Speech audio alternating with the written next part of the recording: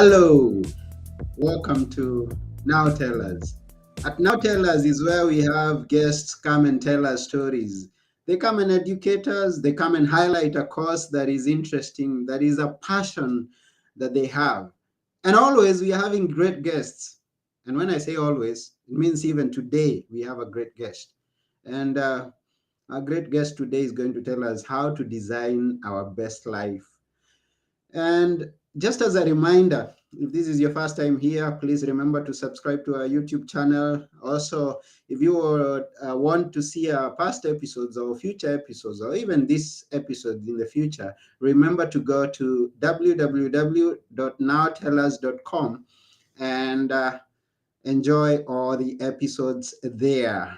And I won't take one more minute because we want to know how to design our best life.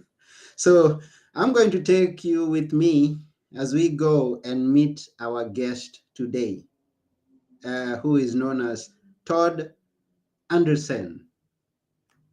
And I'm your host, Anthony Morore. So let's go and meet our guest.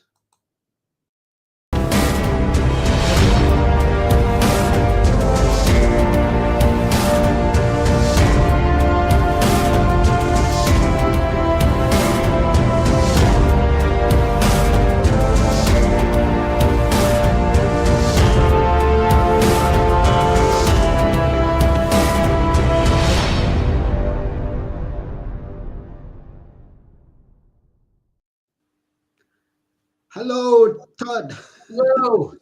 Thank How you are for you? having me on the show. I'm doing great. Yes, it's great to see you here. Thank you. It's great to be here.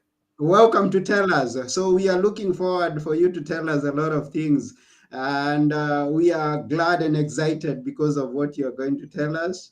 And it's designing our best life. But before we go into that, let's know who is Todd Anderson. So, Todd Andrewsen, my mom likes to say that I've lived 3 lifetimes in my life that I've lived because I have Mhm. done so much in my life. I'm a pilot, an entrepreneur, an author, a diplomat, a podcaster, and coach. So many different things, many different aspects of what I like to do. And my goal, what really drives me, is helping other people, helping you to design the life that you desire. In fact, on my podcast, Toddtalks, Design Your Best Life, the premise behind it is it's not the life I designed for you, it's the life that you desire. So I like to teach people and I bring guests on, or I talk on my own and tell people about how to design the life that they desire in all areas, whether it's physical health, mental health, spiritual health, financial health, and wellness. Wow. The point behind it, what got me into it, to start out real quick, because you asked a little bit about me. Who am I? Mm-hmm. I come from the United States. I'm currently living in Norway. I have been active duty military for 26 years almost, retiring this year. And I've been a pilot, flown multiple different types of airplanes. I've been a diplomat where I've lived in a couple different countries and worked in the embassy and supported the defense industry, supported the aspects of the United States military, because that's what I have worked for as a diplomat. Mm-hmm. And then a couple of years ago, 3 or 4 years ago, I got into the entrepreneur realm, Mm-hmm. and I started doing marketing, and I started doing personal development. And I spent the last 4 years working on a lot of personal development. Mm-hmm. And so changing myself as I changed, then I wanted to help others change, Mm-hmm. because as we level up in life, life is that much more interesting. Yeah. So everybody who's watching, who's listening, this is an interesting episode. And I'll tell you, I'll ask you to fasten your seatbelts because with us here, we have a pilot. So we don't know where we're going to end up. Now, he's all the way from the States, living in Norway, and we are broadcasting everywhere. I'm in Athens, Greece, and I'm from Africa. So we are global, we are international, and we are reaching to people from all corners of the world. Now, you've been to many places. You've done Yes. a lot of things that your mother says that you've lived three different lifetimes. This is interesting, and it's important and it's very good. I feel secure now learning from a pilot who has experienced many other things that other than just being a pilot. Growing up, I experienced a lot of things myself, and in those things that I've experienced, I got lessons from the stories that I share in my book. I've authored a book, actually, two now, but my book, Be Good for Good, is composed of stories that give lessons. Now, I am believing from your many experiences, you're going to share with us a lot of lessons on how to design our best life. Now, this is the title of your podcast. How did you come up with that name?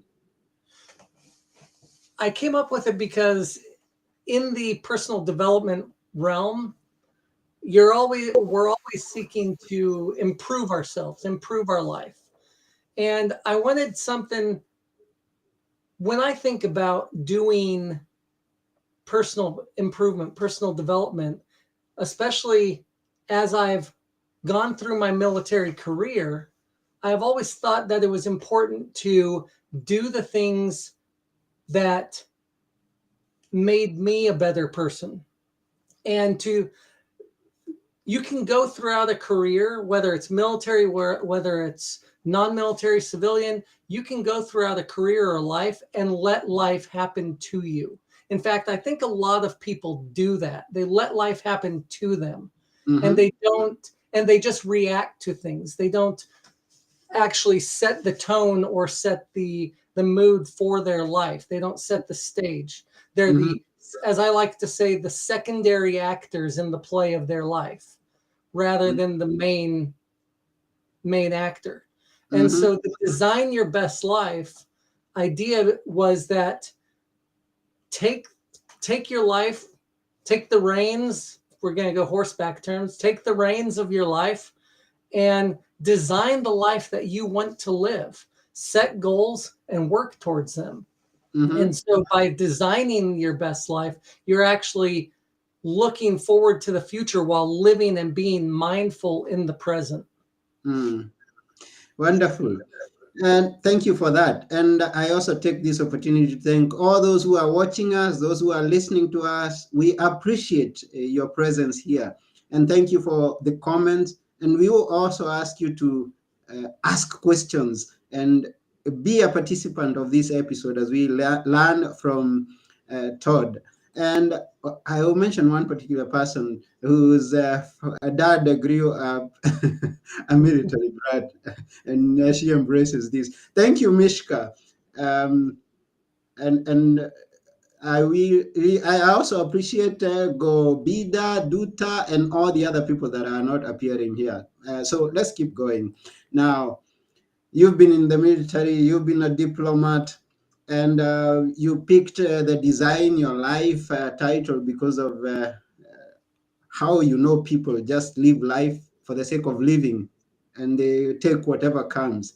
Now, why is it important for me that I should sit down, maybe on a daily basis, and maybe you are going to give us a few ideas on how to design, but why is it important that I do it instead of taking what is offered to me by the government, by my employer, by my teachers, my parents? Why is it important that I personally sit down and design?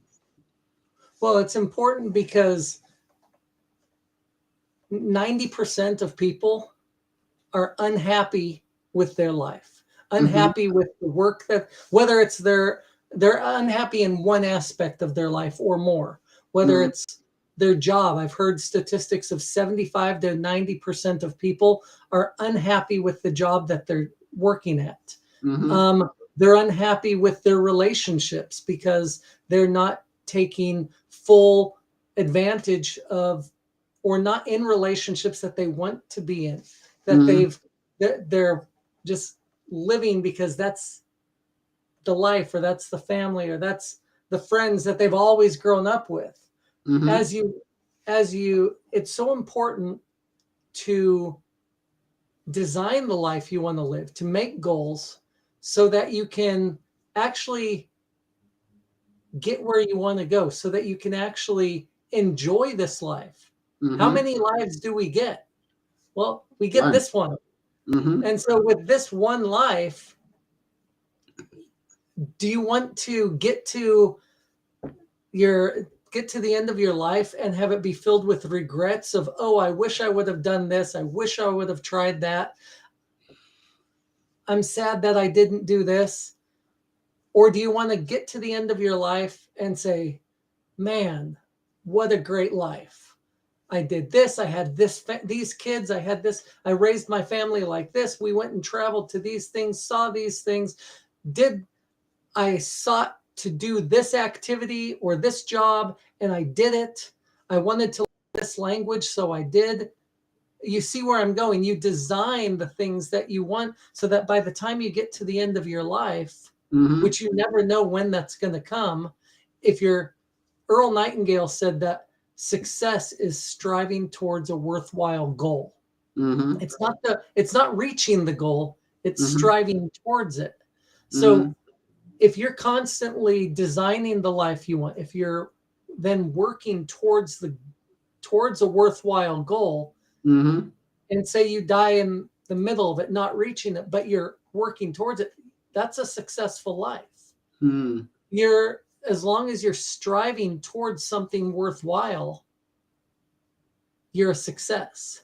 Mm-hmm. And success breeds happiness. Happiness comes from inside because you feel like you're doing something good. Mm. Yeah, thank you for that. And it's good to know that we've just one life. The good thing is that we've got a second chance if we are if we're making, going in the wrong direction or made a mistake, we've a second chance.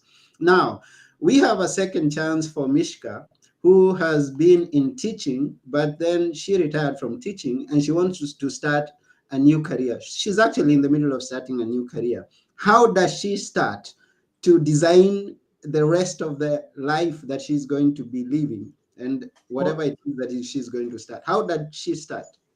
well, Mishka, you and I are in the same boat. I retire in 6 months after 26 years in the military, and so I've been in the process of redesigning the next phase of life. So how does it work? What do you do? First, the best advice I can give you is sit down and write out the story of your life 5 years from now, as though it's already happened. Write out, and if you don't know what that looks like, before you write that, sit down and brainstorm all the things that you enjoy doing, that or things that you've wanted to do but haven't been able to because you've been involved in teaching and you're working 12 hours a day grading papers, etc.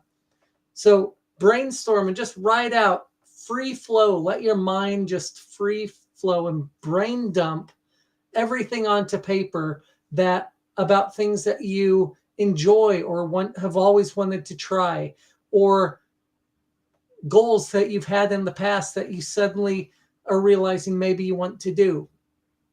Then sit down and look at that for like 10-15 minutes and sit there, and you'll notice patterns, that there are groupings of things that go together. And as you do that, you'll notice those patterns and say, okay, well, I'm really wanting to do work in this area, or I really want to travel and do this. So then it comes down to, once you've got those ideas and the little groupings, Then you have an idea to be able to sit and write out, where do I want to be in 5 years? And you write it out as though it's already happened. Now, if where you want to be in 5 years is owning your own business or world traveler, blogging all over the place, whatever it is, you take that 5 years from now idea and you work backwards. Okay, in order to be there in 5 years, what do I need to do? Where do I need to be 3 years from now? Where do I need to be a year from now? What would I need to do 6 months from now? What would I need to do to start? And you break it down into smaller and smaller steps. Because if you can get that big goal broken down into a small goal, that you can do daily, then you can take those baby steps, and each baby step you take and accomplish a small goal is that much further towards your larger goal. Let me show you an example of how this worked for me. I've not flown for 3.5 years. I've been working at the embassy. So when I get out of the military, one of the things I decided that I want to do is to go fly.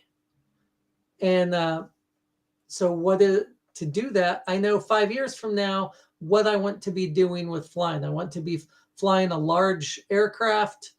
And then, so to do that, I need to be a first officer. Well, to be a first officer, I need to get my commercial airline license, which I didn't have yet. So to get my commercial airline license, I needed to find a school that teaches it.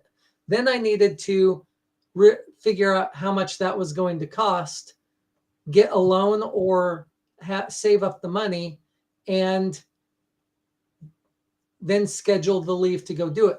And the hardest part wasn't the dreaming and the planning. The hardest part was when I had that all figured out. The hardest part was taking the first step and scheduling the date to go to that class. So what did I do? I pulled the trigger. Did I have the money yet? No. Did I know how I was going to get the money for it? No.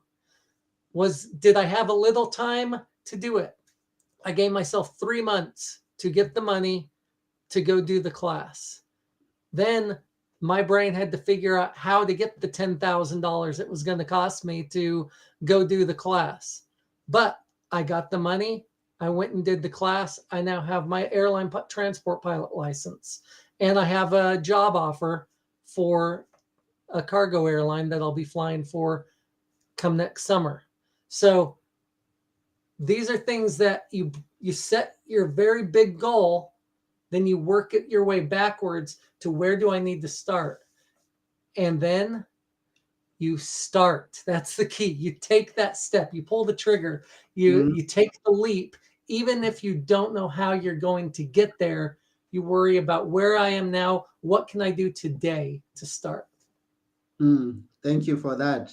And also, Mishka thanks you, and she's in agreement that small steps are the way to go. And she's talking about redefining yourself, taking that time and redefining yourself and taking the steps. Yeah, the action is needed. Thank you. Now, Mishka, are you from Poland?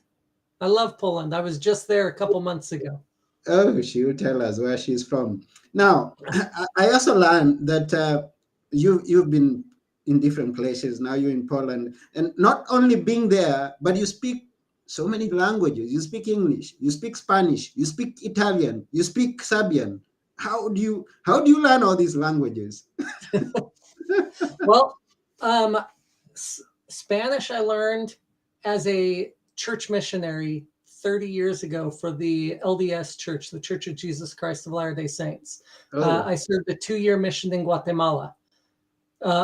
Just fun fact, my brother actually served a mission in Kenya. So he spent time in your home country. Then when I joined the Air Force 26 years ago, I joined to be a linguist and interpreter. I thought I speak fluent Spanish. The Air Force, I'm a shoo-in to go work in South America and be an interpreter for Spanish. Mm-hmm.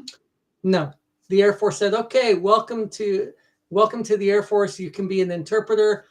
Go to language school. We're teaching you Serbian and Croatian. I had no clue what the language was, knew nothing about it because during the whole Bosnia fall of Yugoslavia conflict, I was in Guatemala. No Yeah. news. I knew nothing about it. But I like to say that God blessed me to learn languages very easily. Mm-hmm. So the language came to me and I did really well. And I worked as an interpreter for 2 years and was able to be very fluent. I'm still fluent in the language. And I took those credits and combined it to get my degree, combined it with the couple years of college I had before joining the Air Force.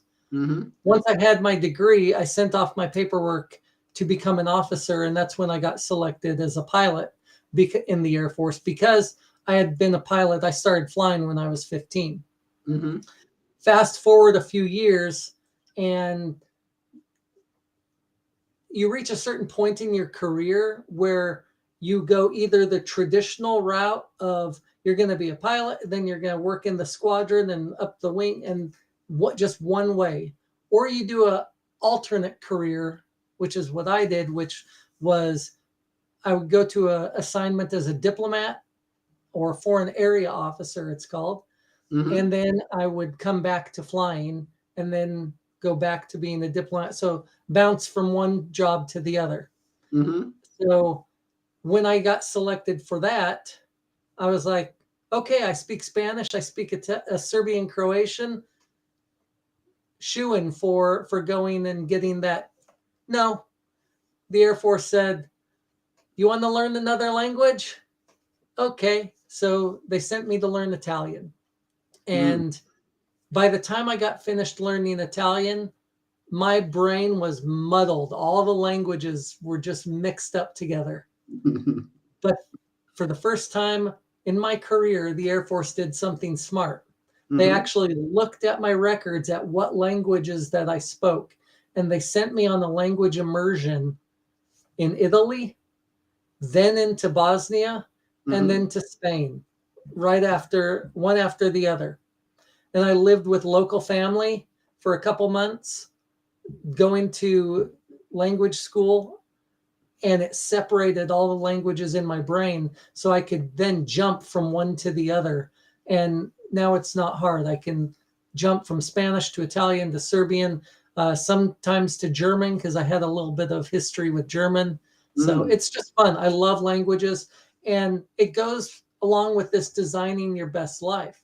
Mm-hmm. Because of the languages that I've spoken, I've been able to pick some assignments and go do some things that were not traditional in my career.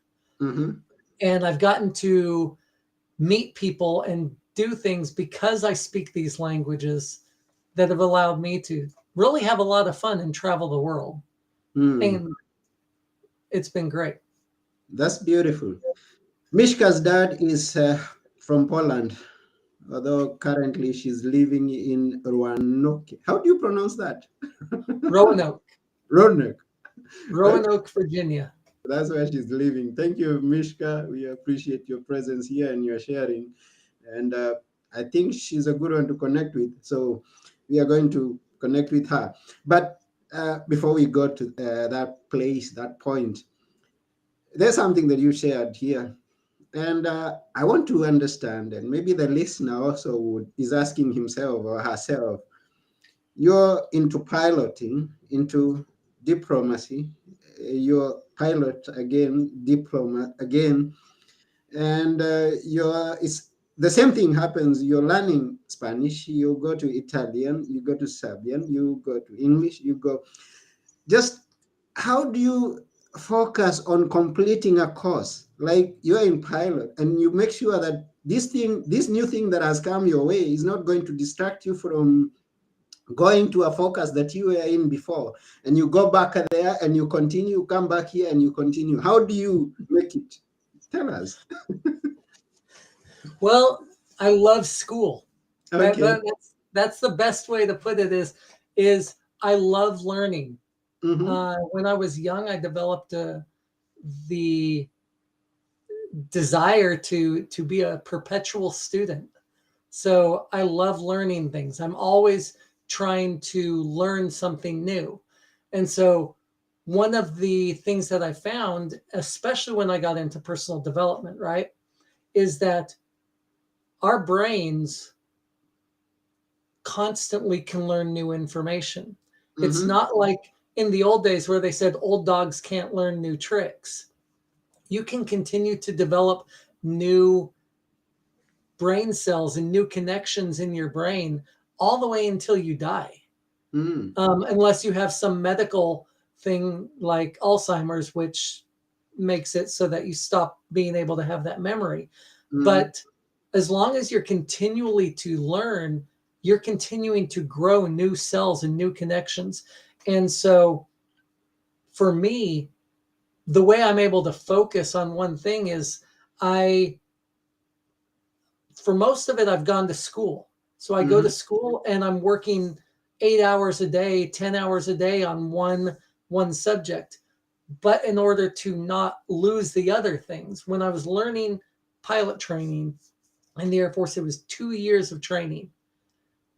But I didn't want to lose my languages. So to relax, I always listened to music in the languages. So I listened to Spanish music, I listened to Serbian Croatian music. This was before I learned Italian. So I would listen to that music all the time. Mm-hmm. And it just kept the language fresh in my brain.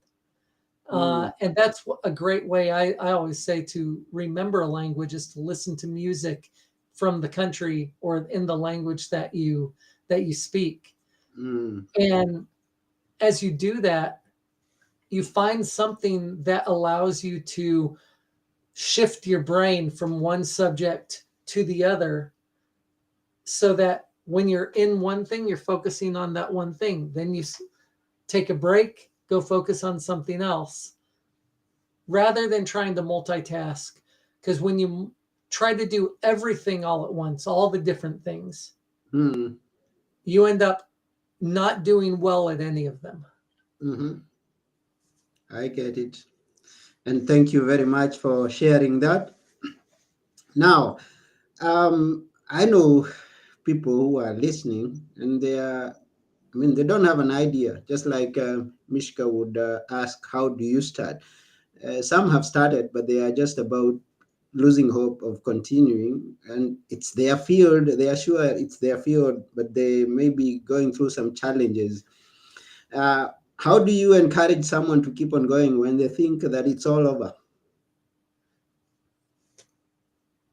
You get a partner, an accountability partner. Mm-hmm. Have somebody that you trust, that you can talk to, whether it's a therapist, a coach, a friend, somebody that you can sit down and voice your concerns to, but who will then also encourage you to continue to keep going. Part of Ah, the problem a lot of us have is we voice our concerns and our frustrations to people that rather than support you in what you're trying to do, they support your frustrations and concerns and are end up being a negative pull in your life, pull you to stop doing something rather than support you and push you to push you up to keep you and help you do something. So you really have to be careful about who you tell your dreams and your goals and things to. But if you have an accountability partner, someone that's going to hold you accountable to things that you said you were going to do, even if you only said them to yourself, you have a mhm, goal that you're trying to reach. Find somebody that will hold you accountable to doing it. And you are much more likely to do it. So, a statistic I read showed that if you somebody attempting their own a goal is 10% or less likely to achieve it. If you have an accountability partner, that percentage goes up to 45% to 75%. Mm. Wow. Just by having, and if that accountability partner is doing it with you, it goes up to 75 to 90% if you're both working on the same goal. Mm. Wow. Thank you for that. And I actually have never looked at it the way that you have put it, that I have some people who are supporting my frustrations. Yeah, we all have toxic people in our life that we have to be careful of what we say to them. Yeah, they are supporting, but they are supporting it in the negative way. Yes. Wow. And on that note, talking about accountability partner, which you talk could be a supportive friend or maybe a coach, a teacher. Is there a way that you work one-on-one with people? There is. I have a coaching and consulting business, and Mm. the Anthony has the link. It's in my magic.ly link that he'll share. But I offer accountability partnering and coaching in the same realm of designing the life that you want. So I will help walk you through designing what it is that you want to do with your life, and then hold you accountable for taking the steps, the action steps to do so. Wow. Thank you very much. So that's the link.